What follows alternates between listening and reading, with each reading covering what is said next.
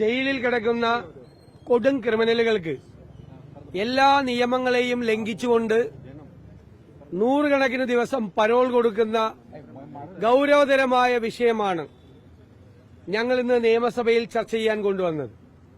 എന്നാൽ rules of പ്രൊസീജിയറിനെ ദുർവ്യാഖ്യാനം ചെയ്ത് സർക്കാരിന്റെ ഇംഗിതങ്ങൾക്ക് വഴങ്ങി സർക്കാരിന് താൽപര്യമില്ലാത്ത സിപിഎമ്മിന് താൽപര്യമില്ലാത്ത സിപിഎം പ്രതിരോധത്തിലാകുന്ന വിഷയങ്ങൾ സഭയിൽ ചർച്ച ചെയ്യേണ്ട എന്ന നിലപാടിനോട് സ്പീക്കർ കൊടപിടിച്ചു കൊടുക്കുകയാണ് ഇന്ന് ചെയ്തത്. കഴിഞ്ഞ ദിവസവും പയ്യന്നൂരിൽ എംഎൽഎയുടെ ഓഫീസിലേക്ക് പ്രകടനം നടത്തിയ കോൺഗ്രസ് പ്രവർത്തകരെ ക്രൂരമായി ലാത്തിച്ചാർജ് ചെയ്ത സംഭവവും നിയമസഭയിൽ അനുവദിച്ചില്ല. ഈ വിഷയം എന്താണ്?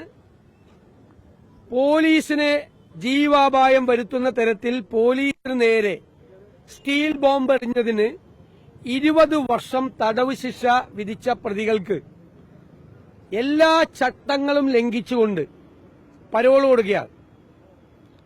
ആദ്യത്തെ പ്രതിക്ക് പരോൾ കൊടുത്തു 6 ദിവസത്തേക്ക്, പിന്നെ വീണ്ടും പരോൾ നീട്ടി, മൂന്നാമത് സർക്കാരും പരോൾ നീട്ടി. ആള് ജയിലിൽ പോയ 1 മാസത്തിനുള്ളിൽ തന്നെ അയാൾക്ക് 3 പ്രാവശ്യം പരോൾ നീട്ടിക്കൊടുക്കുന്ന സാഹചര്യം ഉണ്ടായി. ഇത് തുടർച്ചയായി സംഭവിക്കുന്നു. ടി.പി. ചന്ദ്രശേഖരൻ കൊലക്കേസിലെ പ്രതികൾക്ക് അവർ 1000-ലധികം ദിവസം പരോൾ കിട്ടിയ പ്രതികളുണ്ട്. 1000-ലധികം ദിവസം, 500-ലധികം ദിവസം, അതായത് 3 കൊല്ലക്കാലത്തിൽ കൂടുതൽ സമയം അവർ ജയിലിന് പുറത്തായിരുന്നു. മാത്രമല്ല ഒരു ഡിഐജിയെ സസ്പെൻഡ് ചെയ്തിരിക്കുകയാണ്. തെളിവുകൾ പുറത്തു വന്നേ എല്ലാ ജയിലുകളിലും പോയി തടവുകാരുടെ കയ്യിൽ നിന്നും പണം വാങ്ങിച്ച് കൊടുത്തിരുന്ന ഒരു ഡിഐജിയാണ് ഈ പിണറായി വിജയന്റെ പോലീസിന്റെ കീഴിലുണ്ടായിരുന്നത്. വളരെ ഗുരുതരമായ ക്രമക്കേടുകളാണ് വിവിധ ജയിലുകളിൽ നിന്ന് റിപ്പോർട്ട് ചെയ്യപ്പെടുന്നത്. കൊടും ക്രൂരകൃത്യങ്ങൾ ചെയ്ത കൊടും ക്രിമിനലുകൾക്ക് എല്ലാ നിയമങ്ങളും ലംഘിച്ച്, അതായത് ഏറ്റവും അടുത്ത ബന്ധു മരിക്കുകയോ ഗുരുതരമായ അസുഖം ബാധിക്കുകയോ ചെയ്താൽ മാത്രമേ പരോൾ കൊടുക്കാൻ പാടുള്ളൂ. 1000-ലധികം ദിവസം എങ്ങനെയാണ് ടി.പി. ചന്ദ്രശേഖരൻ കേസിലെ പ്രതികൾക്ക് പരോൾ കിട്ടിയത്? 1000-ലധികം ദിവസം ഇവരുടെ ബന്ധുക്കൾ മരിച്ചോ? ഇവരുടെ ബന്ധുക്കൾ ഗൌരവമായിട്ട് സീരിയസ് ആയി കിടന്നോ? അപ്പൊ കൊടുക്കുകയാണ്. അതായത് സിപിഎമ്മിന് വേണ്ടി കൊല നടത്തിയ പ്രതികൾക്ക് പരോളാണ്. അപ്പൊ നിയമത്തെ കാറ്റിൽ പറത്തുകയാണ്. തടവുകാർക്കുള്ള പ്രത്യേകമായ നിയമത്തെ ലംഘിച്ചുകൊണ്ടിരിക്കുകയാണ്. ബഹുമാനപ്പെട്ട മുഖ്യമന്ത്രി ഇന്ന് ഒളിച്ചോടി ഇതിന് മറുപടി പറയാതെ. കെ രമയുടെ മുമ്പിൽ മറുപടി പറയാൻ കഴിയാതെയാണ് മുഖ്യമന്ത്രി ഇന്ന് ഒളിച്ചോടിയത്. പാർലമെന്റ് മന്ത്രി പറഞ്ഞത് മുഴുവൻ വസ്തുതാവിരുദ്ധമായ കാര്യങ്ങളാണ്. അദ്ദേഹം പറഞ്ഞു കഴിഞ്ഞ ഡിസംബറിലെങ്ങാണ്ടാണ് ഇത് കൊടുത്തതെന്ന് പറഞ്ഞു.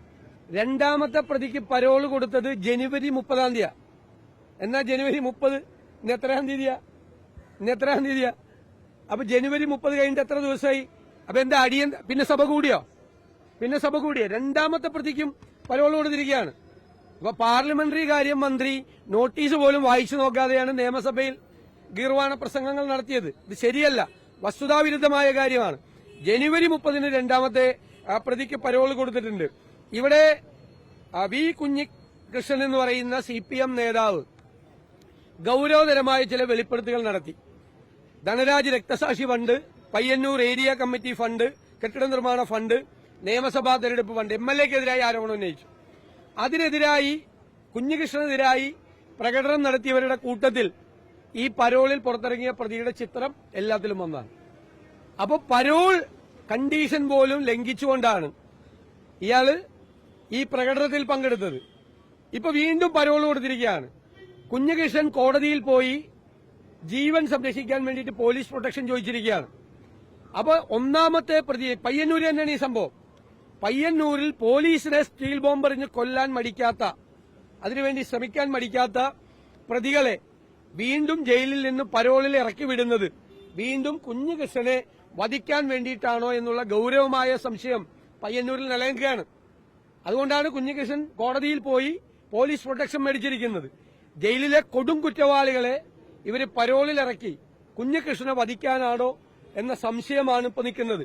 അത്രയും ഗൌരവം ഈ വിഷയത്തിലുള്ളതുകൊണ്ടാണ് ഞങ്ങൾ, മാത്രമല്ല നേതൃത്വത്തെ അണികൾ തിരുത്തണമെന്നുള്ള പുസ്തകം, കുഞ്ഞികൃഷ്ണന്റെ പുസ്തകം ഈ 4-ാം തീയതി പുറത്തിറങ്ങുകയാണ്. അപ്പൊ അത് പുറത്തിറങ്ങരുത് എന്ന് ആഗ്രഹിക്കുന്ന CPM നേതാക്കന്മാരാണ് ഇടപെട്ടിട്ട് ഇയാളെ പുറത്തിറക്കിയിരിക്കുന്നത്. മാത്രമല്ല, നിരവധിയായിട്ടുള്ള കേസുകളിലെ കൊടും കുറ്റവാളികൾക്ക് ഇവരിത് കൊടുത്തുകൊണ്ടേയിരിക്കുകയാണ്, നിരവധി കേസ്. അപ്പോ ഈ നിയമം ലംഘിച്ചുകൊണ്ട് തടവിൽ കിടക്കുന്ന ആളുകൾക്ക്, മാത്രമല്ല ഇതിനു മുമ്പ് ഒരുപാട് ആരോപണങ്ങൾ വന്നു. TP ചന്ദ്രശേഖരൻ കൊലക്കേസിലെ പ്രതികൾക്ക് മദ്യപിക്കാനുള്ള സൗകര്യം ചെയ്തു കൊടുത്തു. വേറെ കേസിൽ കൊണ്ടുപോകുന്ന സമയത്ത് പോലീസ് കാവല് നിന്നു. അവർക്ക് ഇഷ്ടമുള്ള ഫോണാണ്, ഏറ്റവും ന്യൂ ബ്രാൻഡ് ഫോണാണ് അവർക്കുള്ളത്. പുതിയ സിം കാർഡ് അവർക്ക് കൊടുക്കും, ഫോൺ ചാർജ് ചെയ്ത് കൊടുക്കാനുള്ള സൗകര്യം കൊടുക്കും ജയിലിൽ. അവരവിടെ നിന്ന് കൊട്ടേഷൻ പ്രവർത്തികൾ ചെയ്യാണ്. അവർ പുറത്തിറങ്ങിയാൽ കൊട്ടേഷൻ നടത്തുകയാണ്, പുറത്തിറങ്ങിയ ആളുകളെ ഭീഷണിപ്പെടുത്തുകയാണ്. അവരുടെ കയ്യിൽ എവിടെ നിന്നാണ് പണം? DIGക്ക് 1,10,000 രൂപ അയച്ചു കൊടുക്കാനുള്ള പണം തടവിൽ കിടക്കുന്ന പ്രതിക്ക് എവിടെ നിന്നാണ് തടവിൽ കിടക്കുന്നത്? അപ്പൊ അവിടെ നിന്ന് ജയിലിൽ കിടന്ന് ചന്ദ്രശേഖരൻ കൊലക്കേസിലെ പ്രതികൾക്ക് കൊട്ടേഷൻ നടത്താനുള്ള സൗകര്യം അവിടെ AC മാത്രം ആക്കി കൊടുക്കാനുള്ളതല്ല, ഇനി കുറവുള്ളൂ. ബാക്കി എല്ലാ സൗകര്യം, ഇഷ്ടപ്പെട്ട മദ്യം, ഇഷ്ടപ്പെട്ട ഫോണ്, എല്ലാ സൗകര്യങ്ങളും, ഭക്ഷണം, എല്ലാ 5 സ്റ്റാർ ഫെസിലിറ്റീസാണ് ജയിലിനകത്ത് ചെയ്തു കൊടുത്തുകൊണ്ടിരിക്കുന്നത്. അപ്പൊ കൊടും കുറ്റവാളികൾക്ക് കുടൽ പിടിച്ചു കൊടുക്കുകയാണ്. ഇവർക്ക് കൈകൂലി കൊടുക്കാനുള്ള പണം കൂടി കൊടുക്കുകയാണ്, പാർട്ടി കൊടുക്കുകയാണ്. കൊട്ടേഷനാണ് ചെയ്യുന്നത്. ക്രിമിനൽ കുറ്റകൃത്യങ്ങളാണ് ജയിലിൽ കിടക്കുന്ന തടവുകാർ ചെയ്തത്. കേരളത്തിൽ ഇതുവരെ കേൾക്കാത്ത കാര്യങ്ങളാണ്. ഈ വിഷയം നിയമസഭ കൂടുമ്പോൾ നിയമസഭയിൽ അല്ലാതെ പിന്നെ എവിടെ പോയി പറയും? പുത്തരിക്കേണ്ടത് പോയി പറഞ്ഞാൽ മതിയോ? എന്നാ പിന്നെ നിയമസഭ കൂടേണ്ട ആവശ്യമില്ലല്ലോ, പുത്തരിക്കേണ്ടത് പോയി പറഞ്ഞാൽ മതിയെങ്കിൽ. ഇത് നിയമസഭയിൽ പറയേണ്ട കാര്യമല്ലേ? ഉദ്യോഗസ്ഥന്മാരുടെ, ഭരണകൂടത്തിന്റെ, പൊതുസമൂഹത്തിന്റെ ഫോക്കസിൽ കൊണ്ടുവരണ്ടേ? നിയമലംഘനമാണ് നടക്കുന്നത്. ക്രിമിനലുകളെ പ്രോത്സാഹിപ്പിക്കുകയാണ്, ഭയമാണ് ക്രിമിനലുകളെ. അവര് പുറത്തു വന്ന് പറയുമെന്നാണ്. TP ചന്ദ്രശേഖരൻ കൊലക്കേസിലെ പ്രതികളെ ഗവൺമെന്റിനും CPM നേതൃത്വത്തിനും പേടിയാണ്. കാരണം ഒരു ഗൂഢാലോചന ഉണ്ട് അതിന്റെ പുറകിൽ. ആ ഗൂഢാലോചന ഈ പ്രതികൾ വെളിപ്പെടുത്തിയാൽ ഇപ്പൊ ഇവിടെ ഇരിക്കുന്ന പല നേതാക്കന്മാരും ജയിലിൽ പോകും. വൻ നേതാക്കന്മാർക്ക് അതിൽ പങ്കുണ്ട്. അതുകൊണ്ട് ആ പ്രതികളെ ഭയന്നാണ് CPM ജീവിക്കുന്നത്. ഈ നിയമസഭയിൽ ഇതിന് അവസരം തരാത്തതിൽ അതിശക്തിയായ പ്രതിഷേധം ഞങ്ങൾ പ്രകടിപ്പിക്കുന്നു.